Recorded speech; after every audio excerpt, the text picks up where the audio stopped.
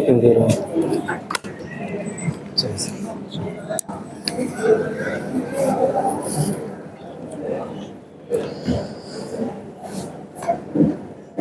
जैसा कि आज आपको पता होगा कि आज सिविल सूट के बारे में सर बताएंगे और हमारे भी सर आ चुके हैं और आगे कार्यक्रम को अग्रसर करने के लिए मैं कृष्णा कुशवाहा जी को आगे करता हूँ। आप सभी का वकालत की चौपाल भाग 3 में बहुत बहुत स्वागत है। आज इसके तीसरे दिन में हम सभी सिविल सूट्स के बारे में जानेंगे और सिविल सूट के बारे में बताने के लिए कानपुर नगर के सिविल कोर्ट्स के वरिष्ठ अधिवक्ता राजेश यादव सर हमारे बीच आ चुके हैं, तो उनके लिए एक बार जोरदार तालियां। आज सर हम सभी को सिविल सूट्स की जो बारीकियां होती हैं और उनके जो कानूनी दावपेच होते हैं उसके बारे में बताएंगे और हम सभी स्टूडेंट्स को माय लीगल पेन सोसाइटी ने ये जो मौका दिया है उसके लिए मैं माय लीगल पेन सोसाइटी को बहुत बहुत थैंक यू बोलूंगा और हमारे अमित सर, हमारे बलराम सर, सभी को बहुत ज्यादा थैंक यू। प्लीज सर आप। Thank you. सबसे पहले मैं भी कोई आवश्यकता नहीं होती है इसकी। देखिए ये स्वागत हमारे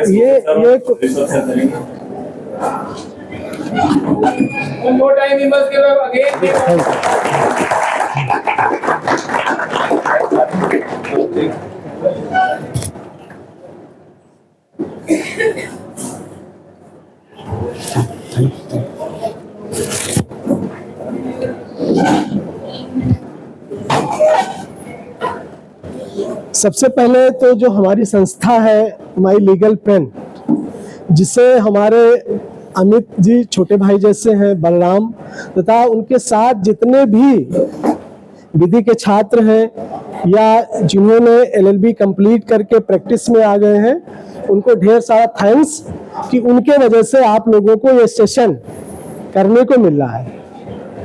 लगभग तीसरा साल है कि मुझे भी मौका मिलता है कि आप लोगों के बीच में बैठ करके कुछ कानूनी बिंदुओं पे चर्चा की जाए। जैसा कि मैं थोड़ा बाहर था, अचानक अमित जी का फोन गया कि सेशन होना है, तो बीच में ही आना पड़ा। हम लोग जिस व्यवसाय में आए हैं उस व्यवसाय में बहुत ज़्यादा प्रतिस्पर्धा है। ऐसा नहीं है कि ये बहुत आसान व्यवसाय है, ये प्रोफेशन बड़ा रॉयल भी है और हार्ड वर्किंग भी है। लगभग कई क्षेत्रों में हम लोग काम करते हैं।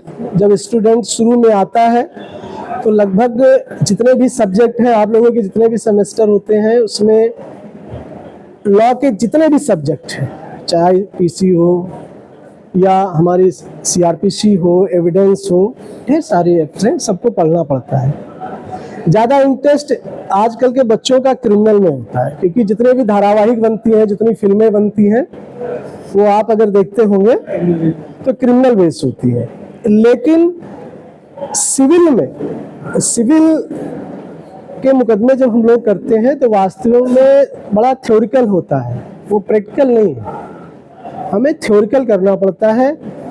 सिविल के साथ जब हम कोई मुकदमा लेकर के आते हैं तो उसके साथ कई एक्ट गवर्न होते हैं। ये देखना पड़ता है कि लिमिटेशन तो ऐसा नहीं बार कर रहा है, हमारे पास जिस इशू को लेकर के कोर्ट में जा रहे हैं वो एविडेंस है भी कि नहीं, हम अपने दावे को साबित कर पाएंगे कि नहीं कर पाएंगे। ऐसी ढेर सारी चीजें होती हैं जो सबसे पहले हमें देखना होता है। अब बात आती है, हम थोड़ा ये चाहेंगे कि समय तो बहुत कम है क्योंकि सभी लोग हैं, सभी लोग कानपुर से हैं। किस किस कॉलेज से, यूनिवर्सिटी से कितने लोग हैं जो यूनिवर्सिटी में कर रहे हैं? आप यूनिवर्सिटी में कौन से सेमेस्टर है? अच्छा, बाकी BC ला से, SD कॉलेज, सभी लोग लगभग BC ला से। अच्छा, ठीक है, चलिए। कई तो ऐसे हैं हमारे जो अभी रहे हैं हमारे पास, ठीक है। तो अब हम लोग शुरुआत करते हैं कि सिविल का जो वाद होता है उसकी उत्पत्ति कैसे होती है। तीन मेन रीजन है जहां संपत्ति का विवाद होगा, जहां कोई अनुबंध हुआ होगा और कहीं कोई धन की वसूली हो। ये तीन ऐसी चीजें हैं जहां से सिविल की उत्पत्ति होती है। आप लोग नोट कर लें, संपत्ति, अनुबंध, संपत्ति अर्थात कोई भी प्रॉपर्टी, दूसरा अनुबंध अर्थात एग्रीमेंट अगर हमारा किसी से है, या हमारा कहीं पैसा फंस गया है उसकी वसूली। ये तीन तथ्यों पे जब विवाद उत्पन्न होता है तो हम सिविल वाद में जाते हैं। व्यवहार प्रक्रिया संहिता या सिविल प्रक्रिया संहिता 1908 के अंतर्गत फिर हम मुकदमे फाइल करते हैं। अब सिविल वाद है क्या? जहां संपत्ति का अधिकार या कोई अनुबंध है या आपका कोई ऐसी असेस्ट है, पैसा है, जब कहीं फंस जाता है उसके संबंध में न्यायालय के बाहर जब कोई बात नहीं बनती है और हम अपने सिविल अधिकारों को सुरक्षित रखने के लिए कोई वाद दाखिल करते हैं तो उसे हम सिविल वाद कहते हैं। अर्थात एक पक्ष हमारा जिसके पक्ष में कोई, जैसे मान लीजिए कि आपने कोई 500 वर्ग गज का कोई प्लाट खरीद रखा है, एग्जाम्पल है बहुत छोटा सा। 400 गज में आपने अपना मकान बनाया और 100 गज मकान के सामने आपने अपनी कार पार्किंग के लिए छोड़ दिया, बाइक पार्किंग के लिए छोड़ दिया, अपने लॉन बना लिया और अचानक आपका पड़ोसी उस छोड़े गए 100 गज में अपनी गाड़ी खड़ी करने लगा। तो यहां संपत्ति का अधिकार, प्रॉपर्टी का जो राइट है वो आपका है, लेकिन गाड़ी कौन पार्क कर रहा है? आपका पड़ोसी पार्क कर रहा है। आपने 2 बार मना किया कि नहीं, ये मेरी प्रॉपर्टी है, मेरी संपत्ति है, मेरा टाइटल है, आप यहाँ गाड़ी नहीं खड़ी करेंगे। उसको नहीं पता होगा, कहता नहीं ये तो खाली जमीन है, हम भी गाड़ी यहाँ खड़ी करेंगे। तो आपके पास कौन सा राइट उत्पन्न होगा? बताइए। Right to property. तो ये राइट कौन सा होगा? क्रिमिनल राइट है कि सिविल राइट? Civil right. तो यहाँ हमारा सिविल राइट है और सिविल राइट को हम सेव करने के लिए अलग अलग जो एक्ट है सब में सिविल राइट के बारे में बताया गया है। संपत्ति के बारे में जब कोई व्यक्ति आपकी संपत्ति पर आपके छोड़े गए जगह पे अपनी पार्किंग कर रहा है, आपको मना करने के बाद भी वो वहां रेगुलर पार्किंग कर रहा है, तो अपने इस अधिकार को सुरक्षित करने के लिए आप किस सूट में जाएंगे? सिविल सूट में जाएंगे। अगर आप कहीं थाने में जाकर के शिकायत करते हैं, जैसे क्रिमिनल बनाने की भी कोशिश करते हैं, तो आप थाना यही कहेगा कि भाई ये प्रॉपर्टी का मामला है, ये जमीन का मामला है, इसलिए आप न्यायालय जाकर के स्टे ले आइए कि उन्हें रोका जाए, वो आपकी जगह पे पार्किंग ना करें, गाड़ी ना खड़ी करें। तो इसलिए हम लोग जाते हैं सिविल वाद में। अब सिविल वाद को दाखिल करने के लिए जैसे एक टॉपिक है कि नोटिस से लेकर के और फाइलिंग तक कि लास्ट फाइलिंग। तो हम लोग एक इसी एग्जाम्पल को लेकर के चलते हैं। जैसे मान के चलिए कि नोटिस देनी पड़ेगी, तो कभी कभी जब हमारा क्लाइंट हमारे पास आता है, वो कहता है कि नहीं अरे वकील साहब वो गाड़ी बराबर खड़ी कर रहे हैं, तो हम कोशिश ये करते हैं कहीं मैंडेटरी है कहीं नहीं पे, कहीं सिविल वाद को फाइल करने से पहले कई ऐसे एक्ट हैं जिसके अंतर्गत अगर सिविल वाद आता है तो नोटिस देना कंपलसरी है। कहीं कहीं पे नहीं भी देते हैं, लेकिन मामले को न्यायालय तक ना ले जाने के लिए हम नोटिस भेज देते हैं कि हमारे पास क्लाइंट आया और हमने कहा कि नहीं ठीक है, हम पड़ोसी को एक नोटिस भेजते हैं और उसमें हर चीज को लिखते हैं कि हमने इस सन में खरीदा था, इतने में हमने मकान बनाया है, इसकी ये बाउंड्रीज है, हमने ये जगह छोड़ी है, इसलिए इसका मालिक हमारा क्लाइंट है, आप यहाँ गाड़ी ना खड़ी करें, अन्यथा आपके खिलाफ हमें सिविल वाद दाखिल करना पड़ेगा। तो हम लोग नोटिस दे देते हैं। अब मुकदमा जब हमारा फाइल होता है तो हमें यह ध्यान रखना चाहिए कि जिस तथ्य फैक्ट जो हमारा है उसको साबित करने के लिए एविडेंस को कलेक्ट करें पहले। और एविडेंस क्या है कि अगर आपने उस प्रॉपर्टी को परचेज किया है तो आपके पास उसकी रजिस्ट्री होनी चाहिए। रजिस्ट्री के साथ आप टाइटल में जाइए, अर्थात उसकी उत्पत्ति कहाँ से हुई है। कभी कभी क्या होता है कि जब आपके सामने भी आप लोग एडवोकेट बनेंगे, अभी 10-5 साल का एक्सपीरियंस होगा, तो कई लोग ऐसे आते हैं कि सर ये जमीन है, हम इसको खरीदना चाहते हैं, इसकी रजिस्ट्री करा दीजिए। हमारे तमाम एडवोकेट ऐसे हैं कि जो बस ये लिख देते हैं कि मैं इसका मालिक स्वामी हूँ और आपको बेच रहा हूँ, जबकि ये चीज नहीं होना चाहिए। टाइटल क्लियर होना चाहिए। हर व्यक्ति की उत्पत्ति होती है, कोई ऐसे नहीं आ जाता है। तो ऐसे जो भी प्रॉपर्टी होती है, प्रॉपर्टी का नेचर अलग अलग हो सकता है। जैसे वो किसान की प्रॉपर्टी हो सकती है, किसी व्यक्ति की उत्तराधिकार से आई हुई प्रॉपर्टी हो सकती है, किसी गवर्नमेंट बॉडी की हो सकती है, जैसे कानपुर में केडीए है, एलडीए है, एमडीए है, अलग अलग डिस्ट्रिक्ट में उनको अलग अलग नामों से जाना जाता है। तो इनको राइट दिया गया है कि ये डेवलपमेंट करते हैं, हमारे लिए मकान बनाते हैं, हमारे लिए प्लाट्स बनाते हैं, जैसे अपने यहाँ केडीए है। तो केडीए को जब गवर्नमेंट बॉडी लैंड एक्वायर करके देती है तो उसे सेल करते हैं। तो हमें अपने सूट को फाइल करने से पहले जो बेसिस ऑफ द सूट है, अर्थात वो दस्तावेज जिसपे हमारा वाद निर्भर करता है या डिपेंड है, उसको कलेक्ट करना है।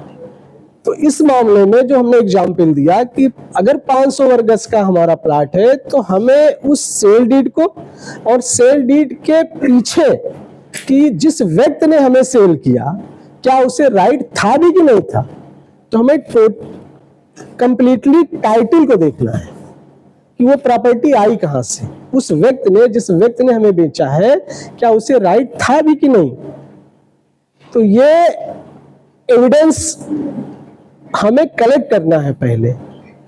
एविडेंस जब हम कलेक्ट करते हैं तो फिर वादी अर्थात जिसके नाम वो प्रॉपर्टी होती है उसको हम वादी बनाते हैं। वादी बनाने में कंप्लीटली उसका पूरा नाम, एज कितनी है, फादर का नेम, कंप्लीट एड्रेस, जो व्यक्ति मुकदमा लेकर के आता है उसे हम क्या कहते हैं, हिंदी में वादी। तो अगर हम सूट लेकर के आ रहे हैं तो हम वादी हुए। इसके बाद जिसके अगेंस्ट लेकर के आते हैं अर्थात रिलीफ हम जो चाहते हैं वो प्रतिवादी होता है। कंप्लीट एड्रेस प्रतिवादी का भी होना चाहिए, क्योंकि अगर एड्रेस कंप्लीट नहीं है तो जो समन जाता है कोर्ट से वो जब तक सर्विस सफिशिएंट नहीं होगी कोर्ट कोई भी रिलीफ आपको नहीं देगी। तो यह भी बहुत विशेष ध्यान रखना चाहिए कि सिविल सूट में प्रतिवादी का नाम, उसके फादर का नाम, उसकी एज और उसका कंप्लीट एड्रेस होना चाहिए। कभी कभी क्या होता है कि हम लोग एड्रेस को सर्व करने के लिए, जैसे मान के चलिए 2 जगह कोई रहता है, एक व्यक्ति आता है कुछ दिन के लिए, महीने 15 दिन के लिए बगल में हमारे रह रहा है, लेकिन परमानेंटली वो लखनऊ में पोस्टेड है। तो अगर हमारे पास ये नॉलेज है उसके एड्रेस का जहां वो पोस्टेड है तो उस एड्रेस को भी मेंशन करना चाहिए अपने सूट में। इससे क्या होता है कि हमारे लिए बड़ी सुविधा होती है कि दोनों में कहीं भी सर्विस सफिशिएंट हो सकती है, उसे इस बात की माननीय न्यायालय द्वारा भेजे गए सम्मन की जानकारी हो कि नहीं ये मुकदमा हमारे खिलाफ वादी ने फाइल किया है, इस कोर्ट में फाइल किया है। तो प्रतिवादी के भी पूरे कंप्लीट एड्रेस, उसके फादर का नाम, ये मेंशन होना चाहिए हमारे दावे में। दावा दाखिल करने के पहले हमें वैल्यूएशन देखना है, क्योंकि न्यायालय, सिविल न्यायालय जूनियर डिवीजन और सीनियर डिवीजन होते हैं। जूनियर डिवीजन की जो कैटेगरी बनाई गई है वो भौगोलिक अर्थात क्षेत्राधिकार जो है एरिया के पे डिपेंड करता है और सूट के वैल्यूएशन पे डिपेंड करता है। जैसे कानपुर में है, हमारे यहाँ कोर्टों में 5 लाख तक जो एएस है, ओरिजिनल सूट है सिविल का, उसकी जो वैल्यू होती है वो जूनियर डिवीजन में फाइल होता है और 5 लाख के ऊपर की जो वैल्यू होती है वो सीनियर डिवीजन के कोर्ट्स में फाइल होते हैं। तो हमें यह भी ध्यान रखना चाहिए क्योंकि टाइटल जब हम लोग लिखते हैं तो कोर्ट का सबसे पहले कोर्ट का नाम होगा कि जूनियर डिवीजन में जाएगा या सीनियर डिवीजन। तो ये हम पहले कैलकुलेशन कर लें कि किस कोर्ट में जाएगा और उसकी वैल्यूएशन क्या होगी। ये निर्धारित अगर हम कर लेंगे तो हमारा सूट प्रॉपर फाइल होगा, एडमिशन के स्टेज पे खारिज नहीं होगा। नहीं क्या होगा, एडमिशन के स्टेज पे ही उड़ जाएगा। पहले वादी का प्रॉपर एड्रेस होना चाहिए, प्रतिवादी का प्रॉपर एड्रेस होना चाहिए। यह विशेष ध्यान रखना चाहिए कि हमारे सूट की वैल्यूएशन क्या है और क्षेत्राधिकार क्या है, किस एरिया के अंतर्गत वो संपत्ति है, उस एरिया के मजिस्ट्रेट या जो सिविल जज है उसके स्थापित न्यायालय में ही हम सूट फाइल करेंगे। इसके बाद आता है कि हम फैक्ट क्या है अर्थात विवाद क्या है, किस चीज का विवाद है जिस कारण इस मुकदमे को न्यायालय में लाना पड़ा,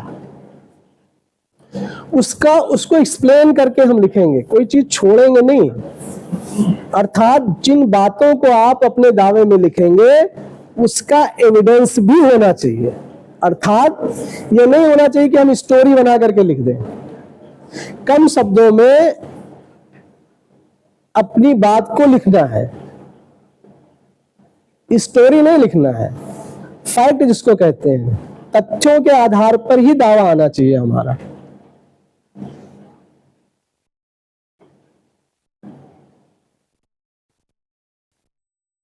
इसमें कितने लोगों ने थोड़ा सी नॉलेज है सिविल की? है कोई जिसको पता हो? इतने लोग बैठे हैं जिसको थोड़ी सा इंटरेस्ट हो सिविल में? कोई नहीं? आपको है इंटरेस्ट? अभी नहीं है, इतना जानकारी नहीं है। क्यों, तुम्हें नहीं पता है? तो बताओ इसके बाद क्या प्रक्रिया आती है? फैक्ट लिखेंगे। फैक्ट में बहुत एक इंपॉर्टेंट चीज होती है, वो क्या है, क्या छूट रही है?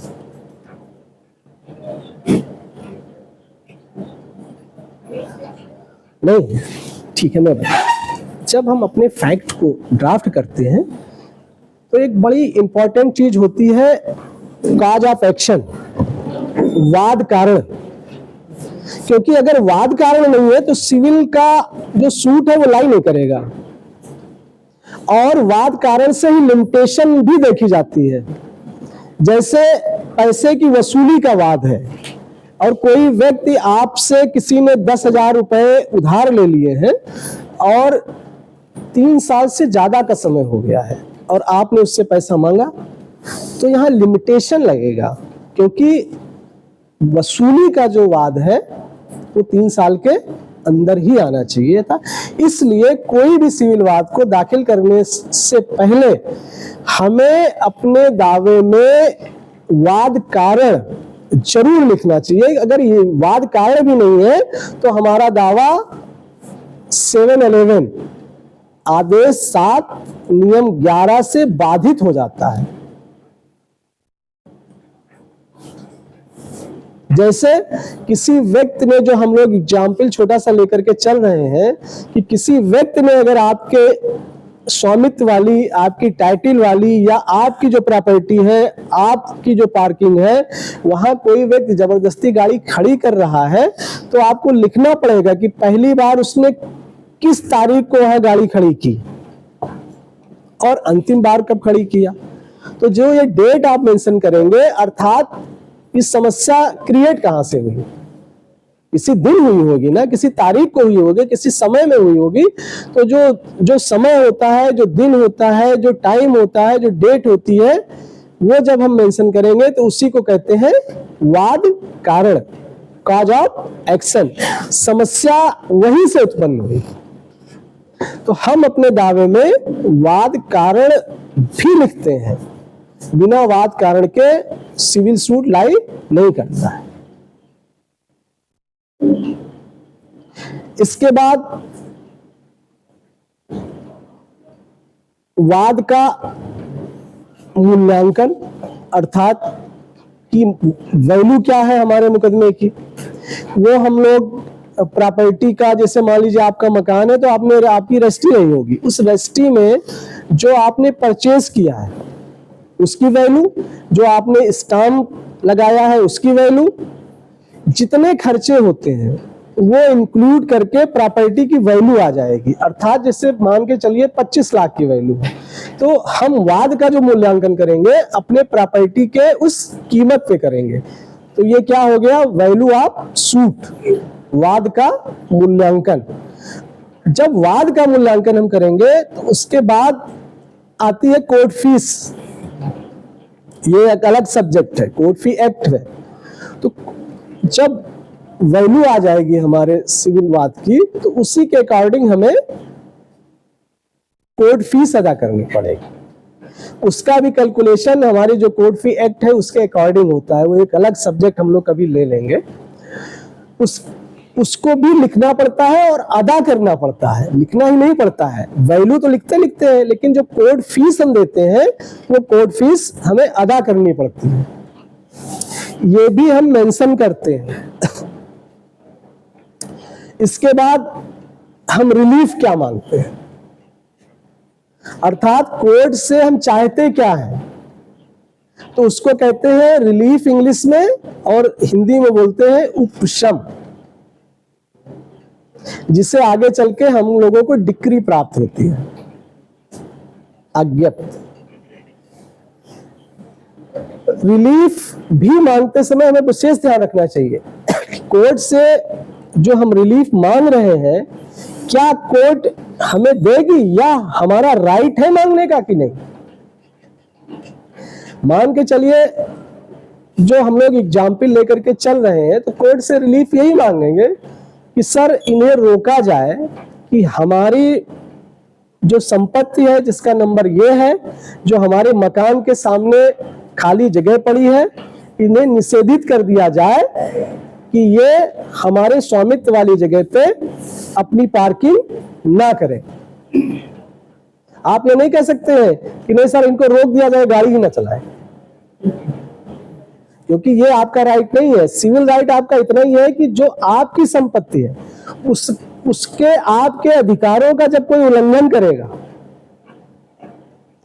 उसको उस व्यक्ति द्वारा किए गए उल्लंघन, जो व्यक्ति आपके सिविल अधिकारों का उल्लंघन करता है उसके खिलाफ ही सूट लाई करता है। तो आप बस इतना कह सकते हैं जब आप रिलीफ करेंगे कि प्रतिवादी को निषेधित कर दिया जाए कि वो वादी के स्वामित्व वाली जगह जिसकी बाउंड्रीज ये है, क्योंकि आप बाउंड्रीज भी लिखेंगे, ऐसा तो है नहीं कि सब आपका है। जो बाउंड्रीज होगी उस प्रॉपर्टी की, उसमें अपना वाहन खड़ा ना करें, ये हमारी रिलीफ होगी। अब जब हम सूट को प्रॉपर लेकर के आते हैं तो ये भी एक बहुत इंपॉर्टेंट चीज है जो अभी हमने कहा कि बाउंड्रीज, क्योंकि बहुत से लोग ये गलती कर जाते हैं। मैं चूंकि प्रैक्टिस में हूं 24 सालों से, तो कई ऐसे हमारे एडवोकेट्स हैं जो बाउंड्रीज लिखते ही नहीं है। तो कोर्ट ये कहती है कि जब आपने बाउंड्री नहीं लिखी है तो हम कैसे ऑर्डर कर दें। तो जब भी हम सूट अपना ले करके आए तो जिस चीज की रिलीफ मांग रहे हैं उस प्रॉपर्टी की प्रॉपर बाउंड्रीज होनी चाहिए, और बाउंड्रीज दो होती है। एक तो आपके पूरे उस मकान की बाउंड्री होगी जो आपने परचेज की है, क्योंकि आप लगभग 400 गज में रह रहे हैं ना, विवाद कितने गज में हो रहा है, 100 गज में हो रहा है। तो एक तो पूरी बाउंड्री हमें लिखनी है कि पूरे मकान की बाउंड्री, और प्लस जहां लिटिगेशन है अर्थात जहां विवाद उत्पन्न हुआ है कि उस सीमा में निषेधित कर दिया जाए। तो दो बाउंड्रीज लिखना चाहिए, शेड्यूल ए और शेड्यूल बी।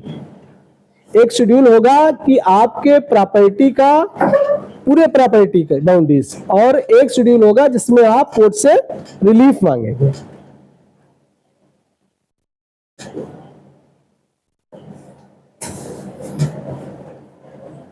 रिलीफ के बाद लगभग हमारा दावा कंप्लीट हो जाता है।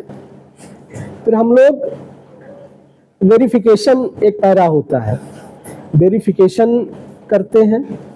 वेरिफिकेशन के बाद हमारा जो दावा होता है सिविल, वो प्लेंटिफ के एफिडेविट से सपोर्टेड होता है, क्योंकि दावा एफिडेविट पे नहीं होता है, दावा तो प्लेन होता है जैसे हम लोग लिखते हैं, लेकिन अपने बातों को एफिडेविट से सपोर्ट करते हैं। अर्थात न्यायालय को हम विश्वास दिलाते हैं कि जो बातें दावे में कही गई हैं वो सत्य है, अर्थात झूठे तथ्यों के आधार पर आप दावा नहीं ला सकते। इसीलिए हम लोग एफिडेविट, सपोर्टेड एफिडेविट देते हैं कि न्यायालय हम पे विश्वास करे कि नहीं, जो तथ्य या जो कथन अंकित किए गए हैं वो सब सच व सही है, कोई भी तथ्य छुपाया भी नहीं गया है। जैसे आपने ये तो उनको मना तो किया कि नहीं सर यहां आप गाड़ी नहीं खड़ी करोगे, और पता चला कि वो पेरेंटल प्रॉपर्टी है, उनका भी राइट है, आप ये बात छुपा ले गए कि 1000 गज था, फादर ने लिया था, 500 गज आपको आ गया, 500 गज छोटे ब्रदर को चला गया, और ये तय हुआ था कि पार्किंग सभी लोग करेंगे। इस तथ्य को आप छुपा ले गए और सिविल सूट लेकर के आ गए।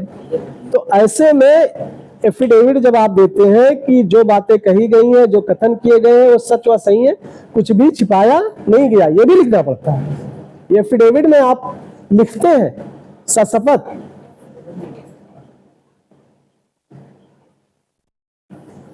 इसके बाद जब हमारा सूट प्रॉपर तैयार होता है तो 2 प्रतियों में लगभग तैयार होता है, एक में नहीं होता, 2 ओरिजिनल साइन होते हैं पार्टीज के।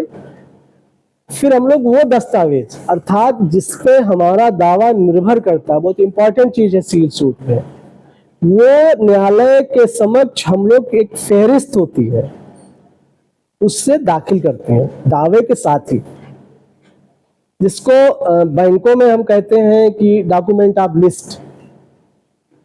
जो दावा आप लेकर के आए हैं अपने कथनों को साबित करने के लिए, क्योंकि डॉक्यूमेंट्री एविडेंस चाहिए, तो उसी समय हम लोग लिस्ट बना करके उस दस्तावेज को अपने दावे के साथ दाखिल करते हैं।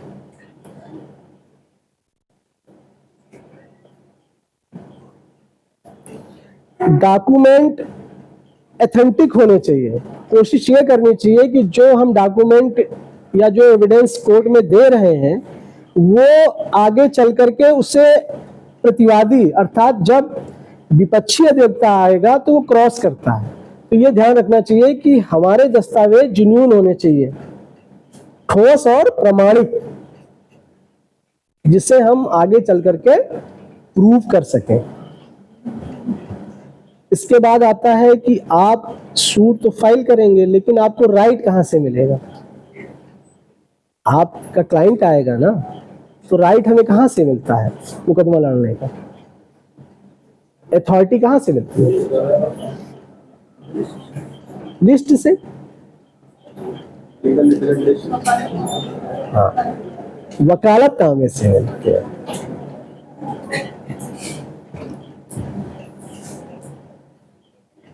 तो जो पार्टी होगी वो वकालतनामा एग्जीक्यूट करके आपको देगी, तभी अथॉरिटी आपको मिलेगी कोर्ट के सामने उसकी बात कहने का।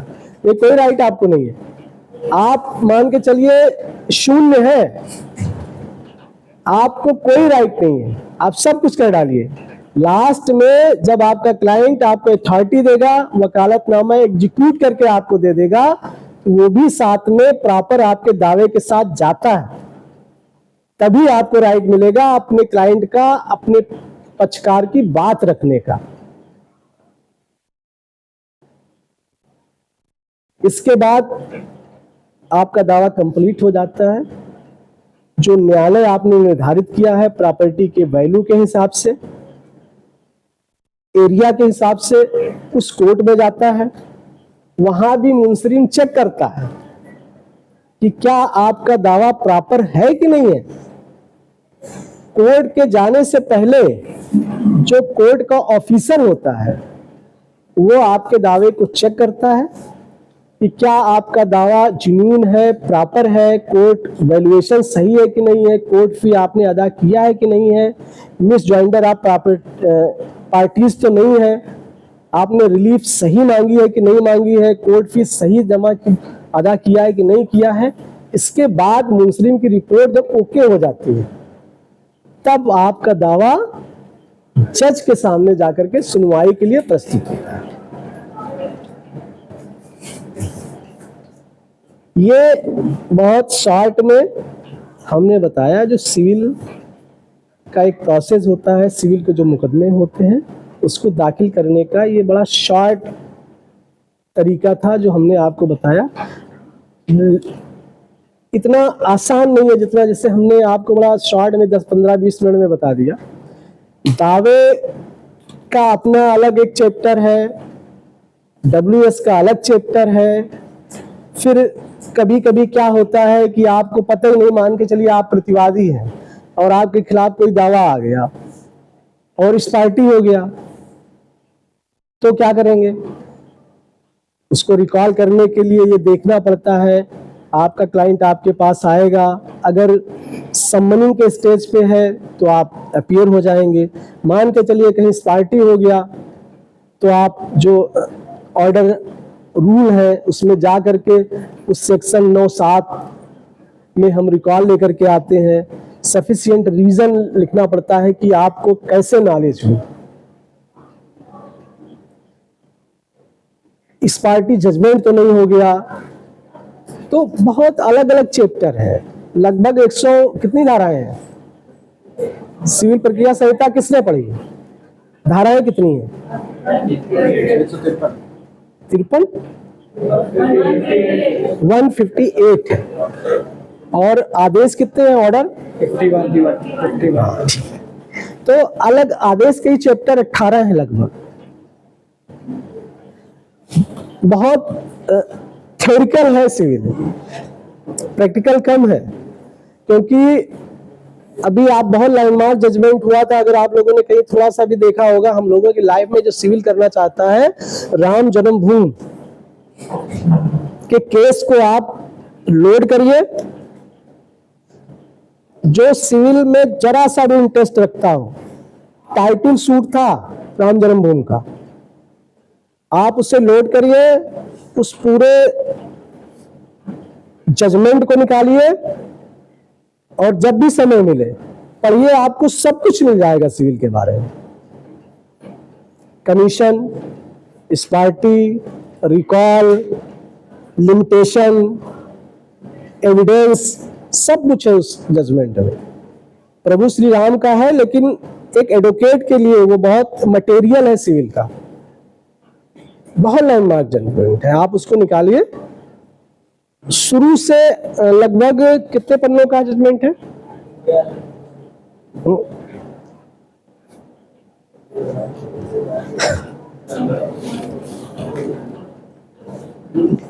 देख लीजिएगा, मतलब सब कुछ आपको उसमें मिल जाएगा।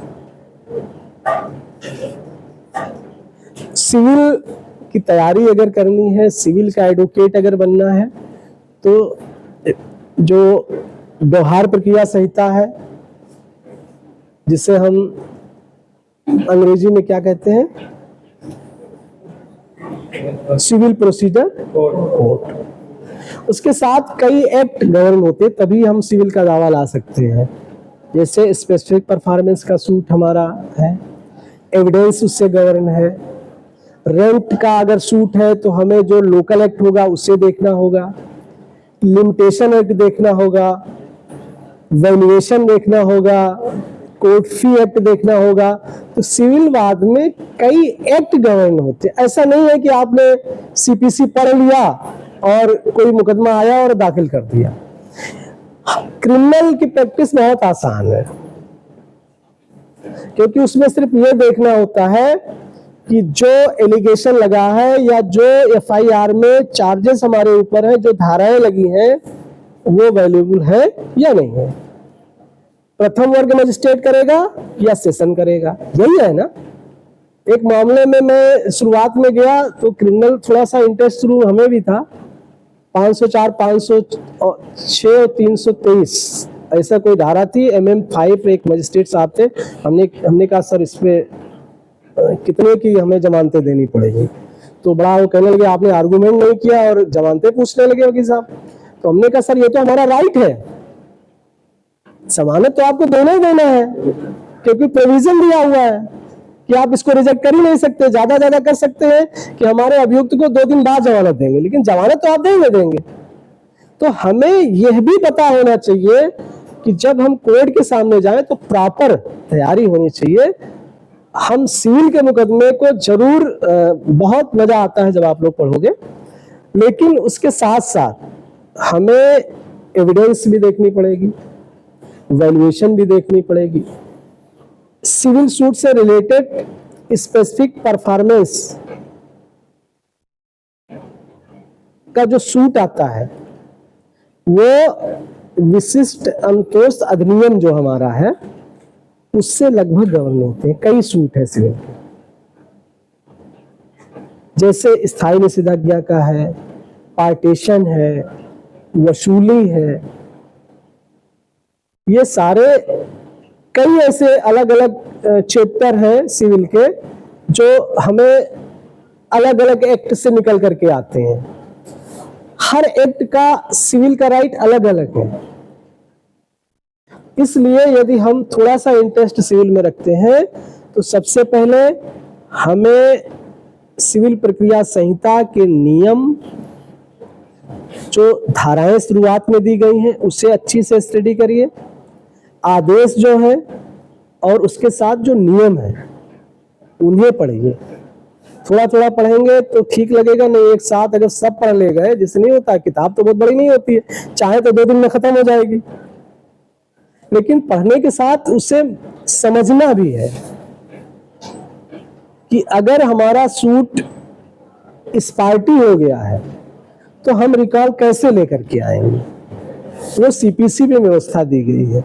हमने दावा फाइल किया, अचानक 3 लोग थे वादी, एक वादी खत्म हो गया, तो हम उसके जो फैमिली मेंबर हैं उसको सब्स्टिट्यूट कैसे करेंगे, तो दावे में संशोधन आएगा। प्रतिवादी यदि खत्म हो गया है तो भी हमेशा अमेंडमेंट का राइट प्लेंटिफ को होता है। ये नोट करिए, इंपॉर्टेंट चीज है। आपके दावे में वादी या प्रतिवादी यदि किसी की डेथ होती है तो सब्स्टिट्यूशन हमेशा प्लेंटिफ की तरफ से आएगा।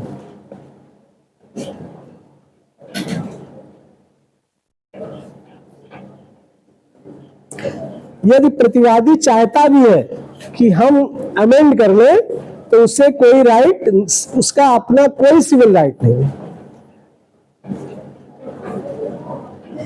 हमेशा प्लेंटिफ को ही राइट है कि वो अपने दावे को अमेंड कर सकता है। हाँ, प्रतिवादी कहां अमेंड ला सकता है, जैसे मान के चलिए उसने WS फाइल किया, ऑब्जेक्शन फाइल किया, और उसे लगता है कि नहीं कोई चीज छूट गई, तो वो अपने डॉक्यूमेंट में अमेंडमेंट ला सकता है। लेकिन सूट चूंकि प्लेंटिफ ने फाइल किया है इसलिए उसे राइट नहीं मिलता है। डिफेंडेंट को कोई राइट नहीं है कि वो हमारे दावे को, इसलिए ये बहुत इंपॉर्टेंट चीज है कि हमेशा प्लेंटिफ ही, जब कोई पक्षकार की डेथ होती है तो प्लेंटिफ को ही राइट है कि वो अपने सूट को अमेंड कर सके।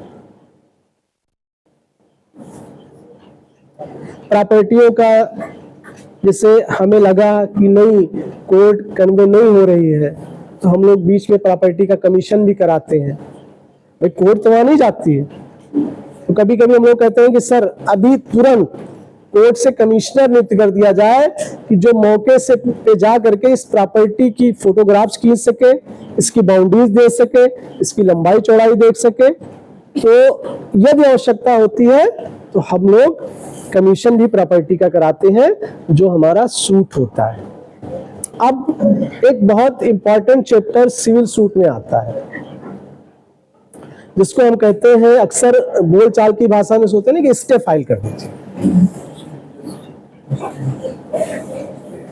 सुना होगा ना आप लोगों ने, साहब स्टे फाइल कर दिया, स्टे हो गया। ये स्टे है क्या? अगर हम लोग जैसे साइंस में है, हॉस्पिटल में जाते हैं तो वहां एक इमरजेंसी का डिपार्टमेंट बना होता है। इमरजेंसी डिपार्टमेंट इसलिए बना होता है कि यदि किसी व्यक्ति का एक्सीडेंट हो गया तो सबसे पहले डॉक्टर यह कोशिश करता है कि उस व्यक्ति की जान बचाई जाए। पता लगा किसी लड़के का एक्सीडेंट हुआ, उसका हाथ टूट गया, पैर टूट गया और बहुत ब्लीडिंग हो गई, तो डॉक्टर पहले हाथ और पैर का ऑपरेशन नहीं करेगा, कोशिश करेगा कि उसकी जान को बचाया जाए। ऑपरेशन तो 10 दिन बाद भी हो जाएगा ना, हाथ की हड्डियां तो 10 दिन बाद भी हो जा सकता है, लेकिन अगर डिजीज पर्सन का डेथ हो गया तो कोई मतलब नहीं रह जाएगा। डॉक्टर का क्या मतलब है? आप बाद में क्या किसी डेड बॉडी का पैर ठीक करेंगे, हड्डी जोड़ेंगे? इसलिए इमरजेंसी क्लॉज बनाई गई है मेडिकल में। इसी तरीके से बिल्कुल वही चीज है हमारे यहाँ, जब हम अपना सिविल का सूट लेकर के जाते हैं तो एक स्टे का एप्लीकेशन होती है, ऑर्डर 39 रूल 1-2।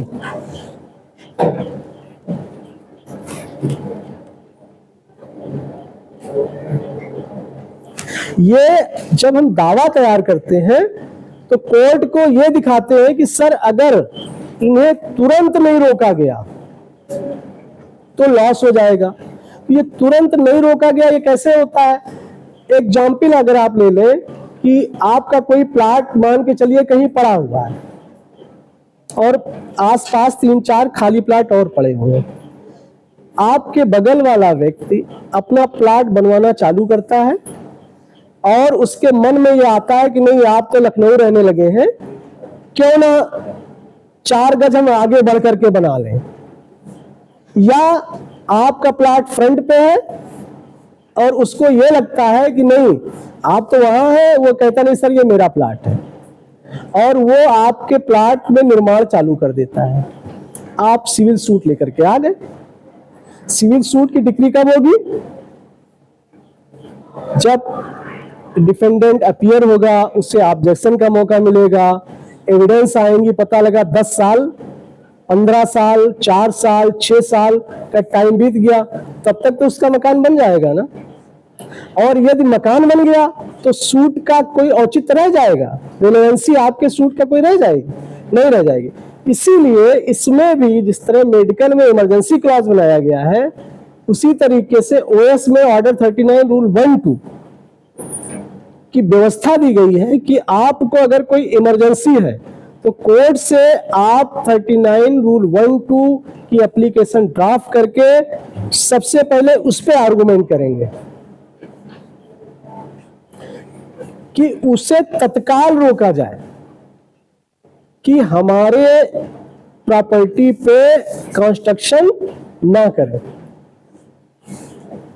और ऑर्डर 39 रूल 1-2 में हमें उसी तरीके से कोर्ट के सामने ये साबित करना पड़ेगा प्राइमा फेसी,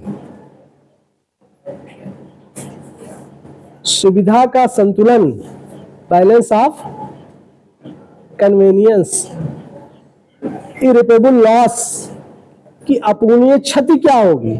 अर्थात यदि इस मुकदमे के विचारण के समय अर्थात पेंडिंग रहते हुए उसे रोका नहीं गया फर्स्ट डे, तो पता चला कि उसने हमारी जमीन पे निर्माण करा लिया और दावा क्या था कि उसे रोका जाए, और यदि निर्माण हो जाएगा तो रिलीफ हमारी डिफरेंट हो जाएगी फिर।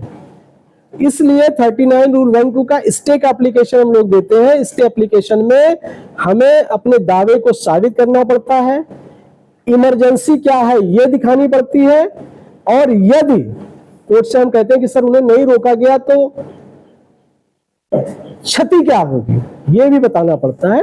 तो कोर्ट उस पर ऑर्डर कर देती है, स्टेटस को का ऑर्डर कर सकती है और प्रतिवादी को रिस्ट्रेन भी कर सकती है कि नहीं ठीक है, उसको रोका जा रहा है और आकर के आपको बताइए, इसकी रिप्लाई दीजिए।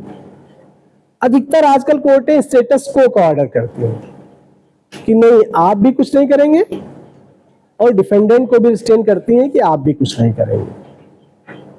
तो ये जिस तरह हम लोग मेडिकल में जाते हैं, इमरजेंसी क्लॉज होती है, ऐसे सिविल सूट में 39 रूल 1-2 की एप्लीकेशन इमरजेंसी क्लॉज में दी जाती है। अब बात आती है कि कभी कभी हम लोग किसी गवर्नमेंट बॉडी के खिलाफ भी सूट लेकर के आ जाते हैं। जैसे आप गांव में कहीं रहते हैं और आपके आसपास जैसे खेती होती है, तो आपकी खेती की जो फसल होती है उसमें खलिहान जिसको बोलते हैं, खलिहान में आपकी बहुत सालों से आपके पूर्वज फिर आपके फादर या आप अपना खलिहान लगाते हैं। अचानक ग्राम प्रधान आता है, कहता नहीं इसमें तो स्कूल बनेगा, प्राइमरी पाठशाला बनेगा। ऐसी स्थिति में आप जब ग्राम सभा को पार्टी बनाएंगे, अर्थात उत्तर प्रदेश सरकार को जब पार्टी बनाएंगे, तो आपको नोटिस कंपलसरी है। ये 39 से लेकर के 82 तक जब आप पढ़ेंगे, सेक्शन 79 से 82 तक है। तो सेक्शन 81 में आपको ये कंपलसरी है कि अगर आप किसी राज्य सरकार या उस राज्य के भारत सरकार, अर्थात जब हम नेशनल लेवल पे कोई सूट लेकर के जाते हैं किसी गवर्नमेंट के अगेंस्ट में, जैसे इंडियन गवर्नमेंट के खिलाफ अगर कोई आप सूट लेकर के गए या स्टेट गवर्नमेंट के खिलाफ सूट लेकर गए या कोई गवर्नमेंट की बॉडी के खिलाफ सूट लेकर के गए, तो 81 में नोटिस देना कंपलसरी है और उसका टाइम है 60 दिन का। 60 दिन के पहले आप सूट फाइल नहीं कर सकते।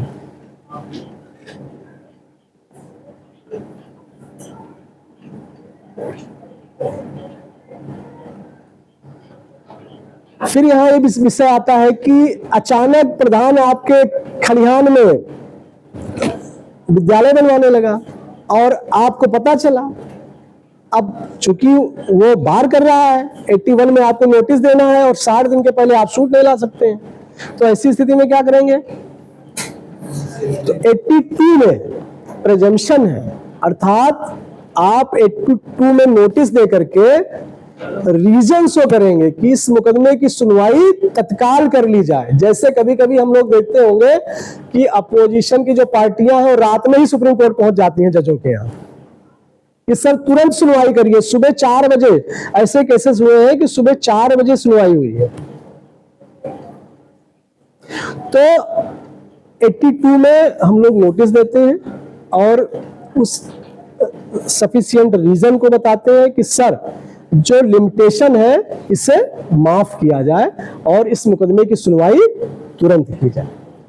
तो वहां नोटिस देना कंपलसरी होता है। अगर हम लोग नोटिस नहीं दे पाते हैं तो 82 में एप्लीकेशन दे करके न्यायालय से क्षमा याचना करते हैं कि नहीं सर ये रीजन है तो हमें इससे छूट दे दी जाए। तो वो 82 में ही प्रोविजन है, क्योंकि न्यायालय एक्ट के बाहर नहीं जाकर के कोई निर्णय नहीं ले सकता है। आपको न्यायालय को बताना पड़ेगा, न्यायालय कुछ नहीं करती है, आपको रास्ता बताना पड़ेगा कि किस ऑर्डर, किस रूल, किस एक्ट में क्या प्रोविजन है। हम लोग लोअर कोर्ट में जब मुकदमे करते हैं तो यहाँ एक्ट देखा जाता है, किस एक्ट में कौन सी सेक्शन है, कौन सा ऑर्डर है, कौन सा रूल है। अपील में जाते हैं तो डीजे कोर्ट में आप मान लीजिए सिविल के अपील में गए तो वो देखती है कि लोअर कोर्ट ने इलीगलिटी क्या की, आप बताइए कहाँ गलती हो गई। हाई कोर्ट जाएंगे तो हाई कोर्ट में दोनों कोर्टों का देखा जाता है कि क्या ये लॉ कह रहा था कि नहीं कह रहा था जो ऑर्डर हुआ। सुप्रीम कोर्ट जाते हैं तो वहां सब कुछ चेंज हो जाता है, वहां फिर फंडामेंटल राइट्स की बात आती है। इसीलिए कहते हैं ना कि ये रूलिंग आ गई, अर्थात वो एक्ट से हटके भी उनको इतना पावर है कि एक्ट से हट करके अगर हमारा मौलिक अधिकार का कहीं हनन हो रहा है तो जो जस्टिस है सुप्रीम कोर्ट का वो ऑर्डर करता है उस अपील पे, रिट में, उसी को हम लोग कहते हैं कि ये रूलिंग हो गई। इस प्रकार हम लोग अगर सिविल की तैयारी करना चाहते हैं, सिविल के बारे में पढ़ना चाहते हैं, सिविल में इंटरेस्ट है, तो ये छोटा सा हमारा प्रयास था कि आप लोगों के बीच में थोड़ी सी पर चर्चा कर दें। बाकी आप लोगों को कोई क्वेश्चन हो तो बताएं। सर ने बहुत अच्छे से सिविल सूट्स के बारे में डिफाइन किया, आई होप सभी को समझ में आ गया होगा। बट फिर भी अगर किसी का कोई डाउट है, कोई क्वेश्चन है, तो पहले अपना हाथ कर दे। सर PIL में वकालतनामा कैसे करना है? सिविल सूट से संबंधित जो सर ने बताया है उसी से ही कोशिश ये करिए कि जो चीजें बताई गई हैं, जिनका डिस्कशन हुआ है, उसमें कोई चीज आपको समझ में ना आई हो या सिविल से रिलेटेड कोई क्वेश्चन आपके मन में आ रहा हो, उसके बारे में करिए। जैसे IPL की बात कर रहे हैं, क्या PIL की बात की आपने कि वकालतनामा कैसे दाखिल होता है, तो ये तो आप हाई कोर्ट चले गए। आप सिविल सूट से संबंधित क्वेश्चन। सर मेरा क्वेश्चन जैसे सर कोई दे दीजिए थोड़ा सा। जैसे कोई अचल संपत्ति है सर, वो दो कोर्ट के बीच में है, तो उसका जो क्षेत्राधिकार के दो कोर्ट के बीच में है, तो कैसे डिसाइड हो किस कोर्ट में जाए? अचल संपत्ति है, कोई अचल संपत्ति है सर, तो दो कोर्ट के बीच में है, उसका एक्चुअली आपका क्या है कि कभी कभी आपने देखा होगा कोई बॉडी पड़ी होती है तो आधा इस थाने में आधा उस थाने में, यही वाला कहानी है ना। तो ये प्रॉपर्टीज को लेकर के ऐसा नहीं होता है जी। प्रॉपर्टीज को लेकर के हमेशा ज्यूरिडिक्शन बिल्कुल क्लियर रहता है। उसमें ये नहीं होगा कि आधी बॉडी सर कल्याणपुर में आ रही है और आधी आ रही है नजीराबाद में, तो दोनों पुलिस आधी आधी बॉडी ले जाएगी और आधी आधी ले नहीं जा सकती है, तो बॉडी ऐसे पड़ी रह जाती है। इसके बारे में भी सुप्रीम कोर्ट ने बड़ा लेटेस्ट डिसीजन दिया है कि अब वो चीजें नहीं होती हैं। जो थाना सबसे पहले पहुंचेगा, जो सबसे पहले पढ़ेगा, उसकी रिस्पॉन्सिबिलिटी होगी कि उस मैटर को तुरंत देखे। और रही सिविल में कि वो प्रॉपर्टी दो उसमें आती है, तो इसमें ऐसा नहीं होता है। इसमें क्या होता है कि चेक नंबर जो होते हैं, चेक नंबर से कोर्टों का डिसीजन होता है। अर्थात जैसे कानपुर में है, कानपुर में जो हम लोगों का सिविल का मुकदमा आता है, तो इसमें चेक नंबर दे दिए गए हैं कि ये मकान नंबर से इतना तक इस कोर्ट में जाएगा, इतने से इस कोर्ट में जाएगा, तो ये समस्याएं नहीं आती हैं। मैंने बुक में पढ़ा था सर। ये पहले होता था, इसको भी सुधार किया गया है। नेक्स्ट कौन है? सर एक्सक्यूज मी सर, अगर कोई डिस्प्यूटेड प्रॉपर्टी है जिसका डिसोल्यूशन होना है, तो उसका वैल्यूएशन सर करंट रेट पे निकलेगा कि सर्कल रेट पे? देखिए, ये आपके कहते नहीं, एक वर्क होता है, एक स्मार्ट वर्क होता है, एडुकेशन एक होता है कि प्रैक्टिस, एक होता है टैक्टिस। हम ये देखते हैं कि हमारे क्लाइंट के पास क्या, एक तो बहुत पैसे वाला क्लाइंट आता है जो कहता है सर पैसे की कोई इश्यू नहीं है, जितनी कोर्ट फीस आएगी हम उतना दे देंगे। कभी कभी बहुत हम लोगों के पास ऐसे लोग भी आ जाते हैं कि जिनके पास बहुत पैसा नहीं होता है, लेकिन उन्हें भी हमें न्याय दिलाना होता है, क्योंकि ये सर्विस भी है, हम लोगों की सेवा है। एडवोकेसी प्रोफेशन बड़ा रॉयल प्रोफेशन है, लेकिन हम लोगों को ये भी ध्यान रखना चाहिए कि आपके लाइफ में बहुत से ऐसे लोग आएंगे कि जो वास्तव में पीड़ित होते हैं, उन्हें न्याय नहीं मिलता, उनके पास पैसे भी नहीं होते, लेकिन हमें उन्हें भी न्याय दिलाना है।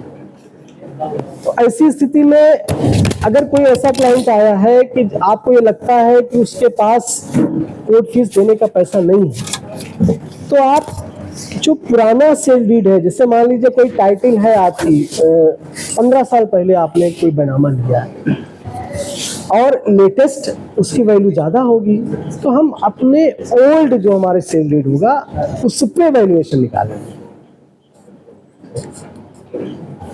ये इशू जब बनेगा, अर्थात जब हम डिफेंडेंट अपीयर होगा और जब इशू बनता है ना, सिविल में कहते नहीं क्या इशू है, तो इशूज फ्रेम होते हैं। तो जब इशू फ्रेम होगा कि क्या वादी ने अपने वाद का मूल्यांकन सही किया है, क्या वादी ने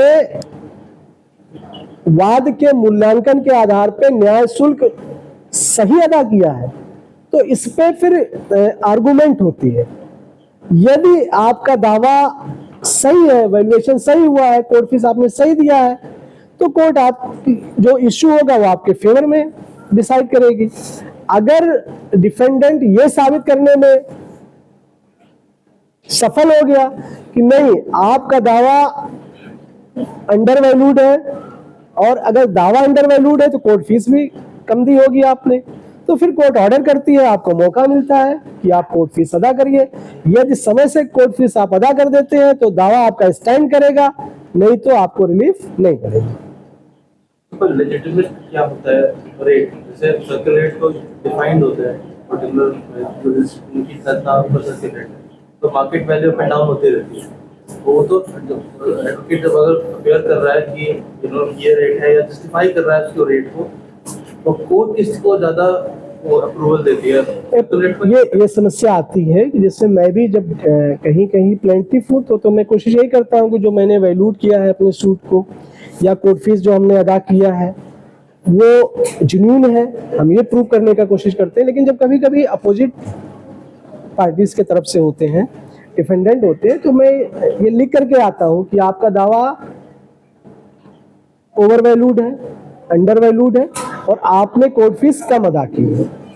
तो इसके लिए जब ये समस्या आती है तो कोर्ट से हम कहते हैं कि सर ये प्रॉपर्टी है, प्रॉपर्टी का डिस्क्रिप्शन है, प्रॉपर्टी का एरिया है, प्रॉपर्टी का नंबर लिखा हुआ है, तो जो डीएम सर्किल रेट है करंट, क्योंकि कानपुर की जितनी भी प्रॉपर्टियां हैं जब आप परचेज करने जाएंगे तो डीएम की एक सर्किल रेट है, उस सर्किल रेट के अकॉर्डिंग वैल्यू उसकी निकाली जाती है। तो फिर कोर्ट ऑर्डर करती है कि आप जो डीएम की सर्किल रेट की जो बुक है उससे रिलेटेड जिस पेज पे इस प्रॉपर्टी के बारे में इसकी वैल्यू लिखी गई है उसको फाइल करिए। तो अगर मार्केट किसी ने परचेज की सर्किल रेट से ज्यादा ही है प्रॉपर्टी, परचेज करने के बाद डिस्प्यूट हो गया, उसने तो सर्किल रेट से ज्यादा पेमेंट की एंड लॉस में सर्किल रेट में आ रहा है, तो फिर ऐसे वही कहना। तो ये कोर्ट डिपेंड करती है ना कि आप कोर्ट का डिसीजन क्या होगा। देखिए एडवोकेट सिर्फ अपने पार्ट को प्ले करता है। ऑब्जेक्शन ये आया कि नहीं सर इन्होंने अंडर वैल्यूड किया या ओवर वैल्यूड किया है, मान लीजिए प्रॉपर्टी की कीमत केवल 40 लाख की थी और वास्तव में उसकी एक्चुअल वैल्यू 80 लाख थी, आपने 80 लाख में खरीदा है और मार्केट वैल्यू 40 लाख की थी। कोर्ट से मतलब होता है कि जो आपने कोर्ट फीस अदा की है वो कम नहीं होनी चाहिए। कभी कभी हम लोग क्या करते हैं कि ऐसा लगता है कि लोअर कोर्ट में हमारा दावा जाएगा तो हमें रिलीफ मिल सकती है, तो अंडर वैल्यूड कर देते हैं।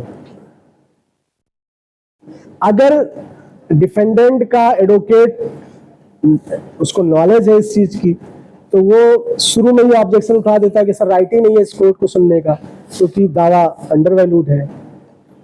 फिर कोर्ट उस पर आर्गूमेंट सुनती है दोनों पार्टीज की, फिर डिसीजन देती है कि नहीं आपका दावा इस न्यायालय में सुनने लायक है कि नहीं लायक। ये विवेक न्यायालय के विवेक पे डिपेंड करता है। हम सिर्फ एविडेंस के साथ कोर्ट में अपनी बात को रखते हैं।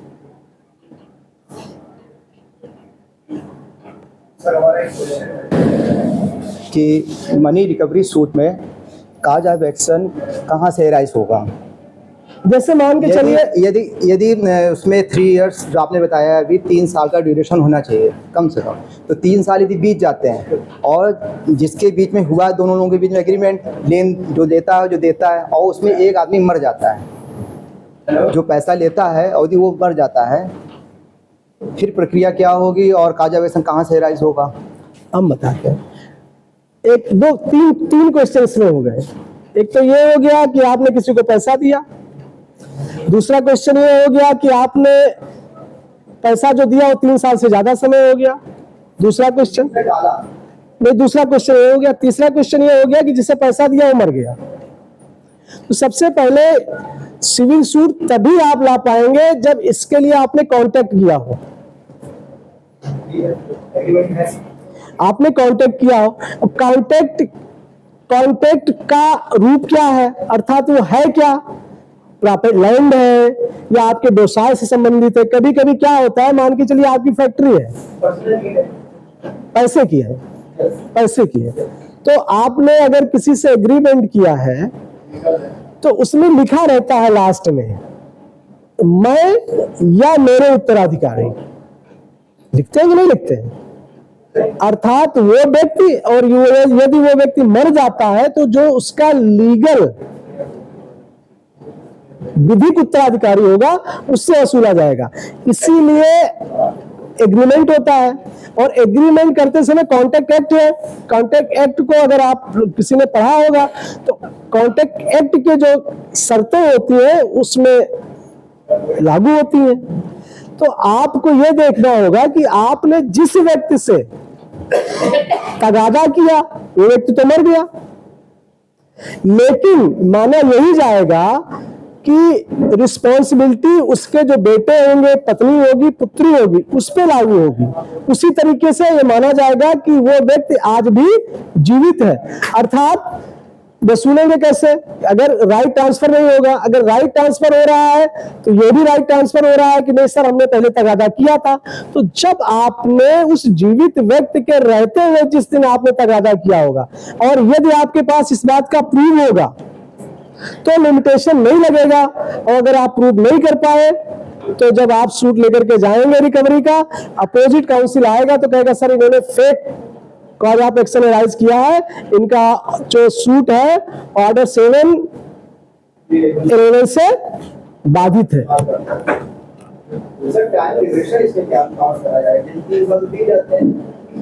फिर वही बात आती है ना कि आप ये कह रहे हैं ना कि 3 साल पहले ही जो व्यक्ति मरा नहीं है उससे आपने तगादा किया था, यही कहा है आपने ना। तो कहां 3 साल बीत गया? आपने जो व्यक्ति जो जिसने आपसे कर्जा लिया 3 साल पहले आपने उससे तगादा किया है ना। तो जब राइट ट्रांसफर हो रहे हैं उसके बच्चों पे, तो जो कागज ऑफ एक्शन भी तो ट्रांसफर होगा। एग्रीमेंट 3 साल पहले का, एग्रीमेंट 3 साल पहले का। हाँ, तो कागज ऑफ एक्शन कहां से मिला, इसको काउंट कराया जाए? देखिए कागज ऑफ एक्शन हमेशा जब आपने पहली बार पैसा ना देने के लिए उससे तगादा किया आपने, और ऐसे मामलों में इसीलिए तो कहते हैं नोटिस देना जरूरी होता है। आप प्रूव कैसे करेंगे? कॉज ऑफ एक्शन को साबित करने के लिए तो नोटिस मस्ट है। तो यदि आपने नोटिस दिया होगा तो प्रूव करेगा ना कि लिमिटेशन में है कि लिमिटेशन के बाहर जा रहा है, और अगर लिमिटेशन के बाहर गया तो सेक्शन 5 से पहले सेक्शन 5 डिसाइड होगा, उसके बाद दावा आएगा रिकवरी का। बताएं सर, जब सूट दाखिल करते हैं तो सीपीसी में दिया हुआ है कि टेरिटरी के हिसाब से जब कोर्ट में जाते हैं कि कौन सा कोर्ट किस टेरिटरी को देखकर जुरिसडिक्शन देगा, तो उसमें 2 चीजें दी जाती हैं कि जहाँ डिपेंडेंट रिसाइड करता हो, रहता हो, या फिर जहाँ पर वो घटना हुई हो या cause of work of place of action. तो सर ये भी 2 क्यों दी गई है वहाँ उसमें, मतलब इसलिए दी गई है? देखिए 2 चीजें होती है। जब स्थावर संपत्ति परमानेंट, जो ऐसी चीजें जो एक स्थान से दूसरे स्थान पे नहीं ले जा सकते, जैसे आपका मकान है और आप लखनऊ रहने लगे, तो कानपुर में बना मकान लखनऊ तो उठा के नहीं ले जा पाएंगे। लेकिन अगर आप किसी लखनऊ के कंपनी में वर्क करते थे और खुदा न खास्ता जो व्यक्ति वर्क करता था उसकी डेथ हो गई, अब उसकी वाइफ तो रह रही कानपुर में, तो सिविल राइट तो उसका है ना कि सर ये पैसा कंपनी नहीं दे रही है, मेरे हस्बैंड थे, तो इनको ऑर्डर किया जाए, आदेशित किया जाए कि ये पैसा हमें दे, तो सूट लाई करेगा सिविल का, ये सिविल राइट है उसका।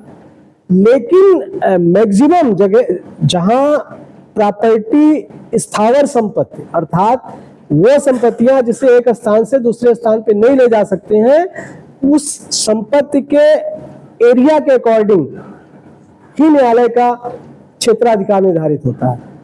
ये नहीं है कि आपकी प्रॉपर्टी कानपुर में है और आप पंजाब में रहने लगे तो वो सूट पंजाब में लाई करेगा, ऐसा नहीं करेगा, भले ही आप वादी हो। ये भी डिफरेंस चीजें हैं।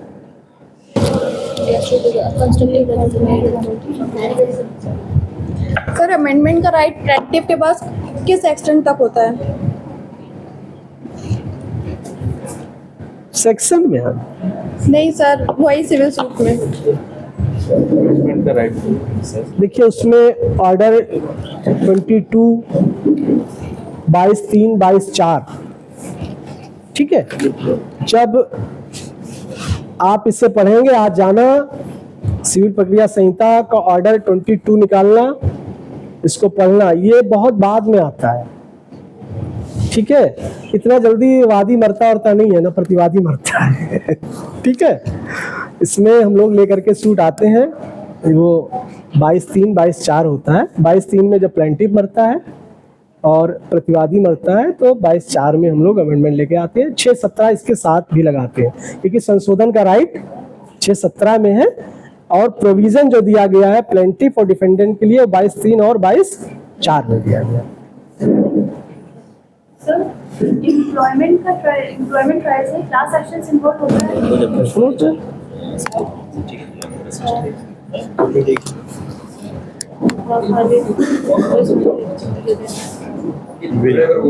थोड़ा ऐसे एडवोकेट बनेंगे, आवाज तो ऐसी होनी चाहिए कि कोर्ट में जब आप बोले तो सुनाई पड़े ना। और तेज बोलिए। कौन से ग्राउंड में चैलेंज कर सकते हैं? किस ग्राउंड? बिल को किस ग्राउंड में चैलेंज कर सकते हैं? पहली बात तो जो एग्रीड पर्सन होगा, अर्थात जिसे उस बिल में लिखी हुई बातों से दिक्कत होगी, या जो उस बातों से इत्तेफाक नहीं रखता होगा, या उस बिल में लिखी बातों से, शर्तों से जिससे नुकसान हो रहा होगा, वही व्यक्ति तो चैलेंज करेगा। अर्थात होता क्या है, जैसे मान के चलिए आज आप एडवोकेट हैं, हाई कोर्ट में करने लगे प्रैक्टिस, सुप्रीम कोर्ट में चले गए, आपके छोटे भाई ने आपके मदर से कोई बिल ये कह के एग्जीक्यूट करा ली कि माता जी चलिए ये पोर्शन हमारे मकान में खाली है और आपको एक एग्रीमेंट करना है किराएदार से, और वकील साहब को आपने सेट किया और बिल अपने नाम करा लिया। बिल हमेशा जो व्यक्ति एग्जीक्यूट करता है उसके डेथ के बाद इन्फोर्स होती है, जब तक वो जिंदा रहती है बिल इन्फोर्स नहीं होती है। अब बाद में आपको पता चला कि मैं तो हाई कोर्ट वकालत करता रहा और मेरे ब्रदर ने मेरी माँ से चीटिंग करके एग्रीमेंट कराने के आधार पे पूरा मकान बिल करवा लिया, तो एग्रीड पर्सन कौन होगा? आप ही होंगे ना। तो इसका ग्राउंड क्या होगा? जब आप ये ऑब्जेक्शन लेकर के जाएंगे कि नहीं, मेरे ब्रदर ने मेरी माता जी से झूठ बोल करके कि नहीं हम एग्रीमेंट कराने ले गए थे और उन्होंने बिल एग्जीक्यूट करा लिया, इस तरीके चूंकि मेरी माँ की ये मंशा नहीं थी, इच्छा नहीं थी। बिल क्या है? इच्छा पत्र ही तो है। जो हम चाहते हैं उसे अपनी बातों को किसी पेपर पे अंकित कर देते हैं स्वयं, या अपने अधिवक्ता के माध्यम से जब अंकित कराते हैं तो हमारी अपनी इच्छा को प्रकट करते हैं और ये लिखते हैं कि ये मेरी मृत्यु के बाद प्रभावी होगी। क्योंकि प्रूव करने के लिए एविडेंस, आप जब चैलेंज करेंगे किसी चीज को, जैसे मान के चलिए आपने ये चैलेंज किया कि नहीं सर मैं था नहीं और मेरे ब्रदर ने ले जा करके और फर्जरी टाइप करके करा लिया। अब यहाँ कोर्ट, जब आप सिविल में जाएंगे चैलेंज करेंगे तो कोर्ट सबसे पहले ये कहती है कि नहीं, क्या आपने क्रिमिनल प्रोसीडिंग अडॉप्ट की कि नहीं की, क्योंकि ये फर्जरी भी है ना, किसी व्यक्ति के साथ धोखा भी है। तो हम लोग सिविल सूट में भी जहां ऐसी स्थितियां आती हैं तो अपने क्लाइंट से सबसे पहले कहते हैं कि जाकर के आप जो भी कंसर्न आपका पीएस हो, थाना हो, वहां एक एप्लीकेशन मूव करिए कि मेरे ब्रदर ने, हमारे अंकल ने, कोई भी हो सकता है, एनी पर्सन आपकी फैमिली का हो सकता है, उसने चीट किया है, इनके खिलाफ एफआईआर दर्ज किया जाए। सबसे पहले यह होना चाहिए। जहां यह संभावना लगे कि धोखाधड़ी करके कोई पेपर एग्जीक्यूट किया गया है, उसके बाद सिविल सूट में जाइए। अब बात आती है कि प्रूव कैसे करेंगे। तो प्रूव करने के लिए जो उसमें गवाह है, गवाह हमेशा किसके होते हैं? जो व्यक्ति डॉक्यूमेंट एग्जीक्यूट अपने फेवर में कराना चाहता है, वो तो नहीं कहेगा। तो फिर ये आपको देखना है कि आपके सिस्टर होंगी आपके फादर हो सकते हैं, आपकी स्टेप मदर हो सकती है, कोई कज़न हो सकती है, कोई आपका और भी ऐसा फ्रेंड हो सकता है जिससे ये पता हो कि नहीं, आपकी माँ दोनों बच्चों को बराबर से चाहती थी। कोई डॉक्यूमेंट्री तो एविडेंस होगी नहीं आपको। फिर आपको कोर्ट में जब सूट लेकर के आएंगे तो एफिडेविट आप जो भी आपको लगता है कि नहीं, हमारी बातों को ये व्यक्ति न्यायालय में रख सकता है कि नहीं, मेरी माँ मुझे भी प्रॉपर्टी देना चाहती थी, और जिस समय वो एग्जीक्यूट करने गई बिल, उन्हें ये सेंस नहीं था, वो पढ़ी लिखी नहीं थी, उन्हें अपने अच्छे बुरे का पता नहीं था, और इन्होंने धोखाधड़ी से एग्जीक्यूट कराया। तो एविडेंस आपको कोर्ट में लानी पड़ेगी। अगर आपको डॉक्यूमेंट्री एविडेंस नहीं है तो आपके जो अपने हैं कोर्ट में, वो आपका कोई भी हो सकता है, वो एफिडेविट दे करके हम साबित करते हैं कि नहीं सर ये गलत है।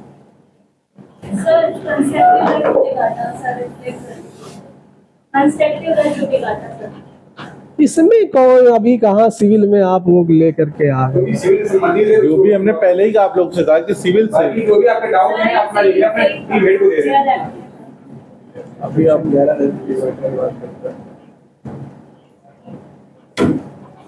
तो आज का सेशन बहुत अच्छा रहा, सर ने हमें बहुत सारी अच्छी अच्छी बातें बताई।